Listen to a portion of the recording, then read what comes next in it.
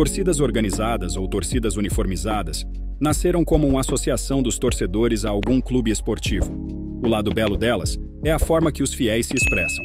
São bandeiras, cantos, performances, mosaicos e por aí vai.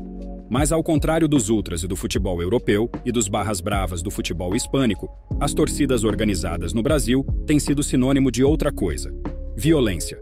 A idealização do futebol como algo acima que a própria vida e a normalização de que o seu time pode decidir se você é aceito ou agredido em determinada situação ou local é o que cada vez mais mancha a história desse movimento. Hoje, craque, vamos falar sobre as torcidas organizadas e o seu real problema. O gesto de Breno Lopes após seu gol na vitória de 1-0 do Palmeiras contra o Goiás é o exemplo mais recente de como a relação da torcida organizada pode ser conturbada, até mesmo com o seu próprio clube do coração.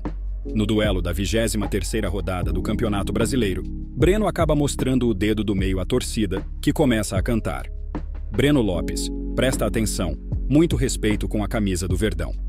Felizmente, antes que o embate entre o jogador e os torcedores pudessem piorar, o Everton aparece e contém o colega de elenco, que consegue retomar a calma. E para começar, o acontecimento já passa a demonstrar algo muito comum: a divergência e as consequências de manifestações da torcida em campo.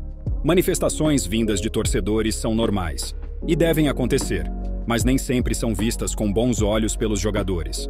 Algumas são mal interpretadas ou são, de fato, péssimas, o que pode atrapalhar e inflamar um mau desempenho de um atleta.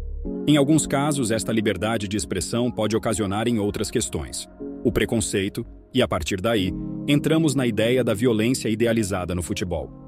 Em alguns casos, há a postura de posicionamento contra o preconceito, em outros, há apenas a intensificação dele.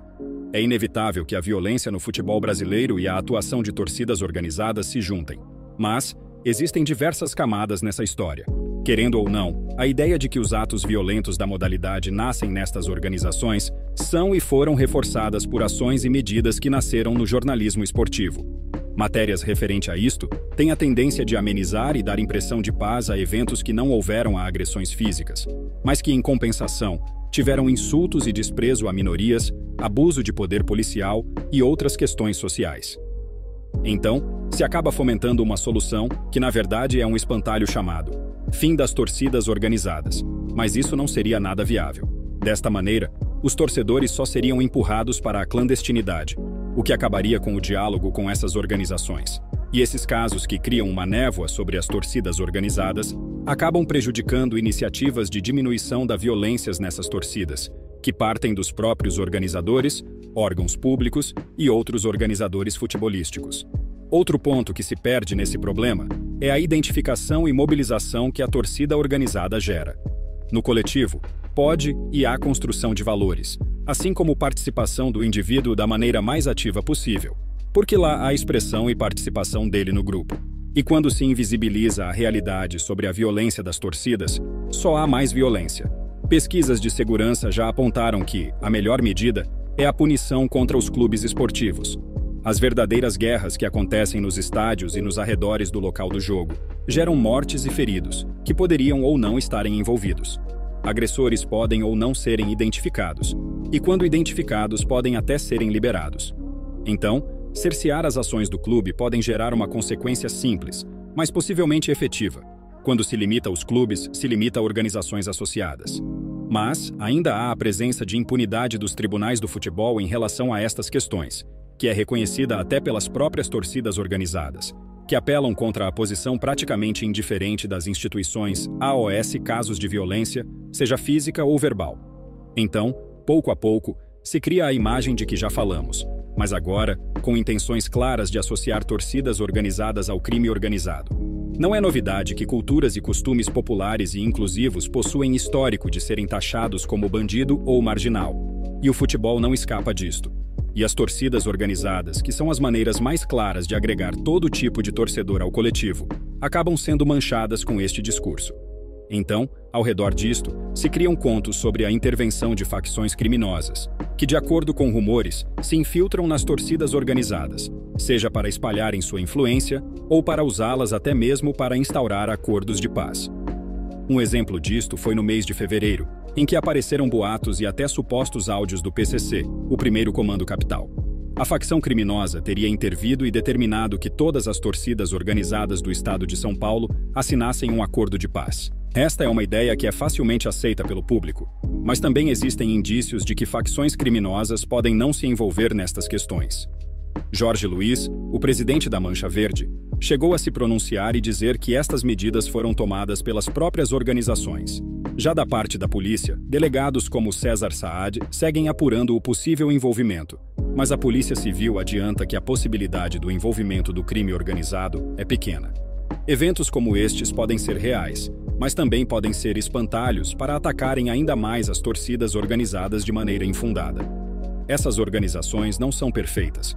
Ao contrário, devem ser criticadas por seus erros e precisam melhorar.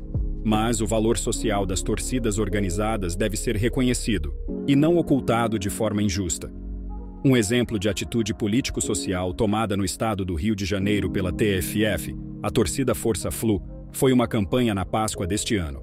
Há 9 anos, a TFF apoia essa atividade na Maré e em diversas comunidades.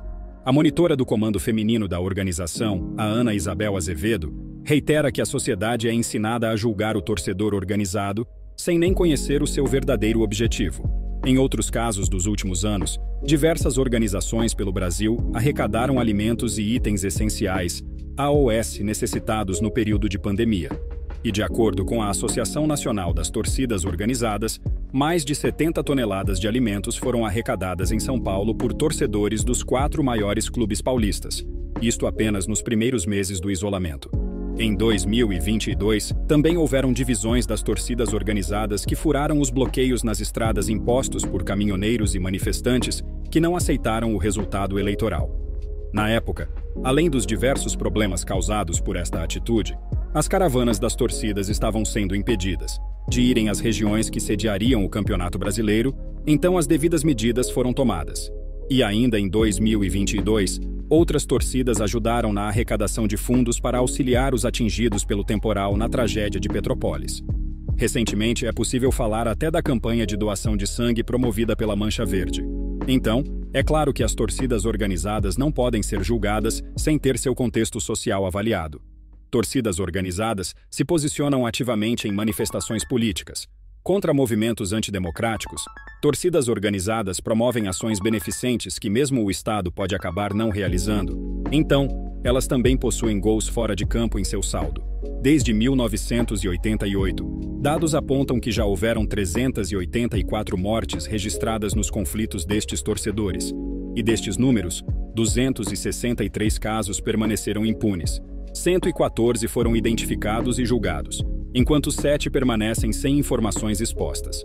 São números alarmantes, e realizando o recorte, 85% das 600 torcidas organizadas estão localizadas na periferia, o que envolve mais de 3 milhões de pessoas. Então, é necessária uma conscientização em massa, pois ela tem o mesmo impacto que o encarceramento dos responsáveis por estes casos, que por si só não vai ser tão efetivo. Mais medidas como a Lei Geral do Esporte devem nascer e dados que apontam o Brasil com mais mortes em torcidas organizadas devem cair mais e mais. Como o país do futebol, devemos ser símbolo de união, e não violência.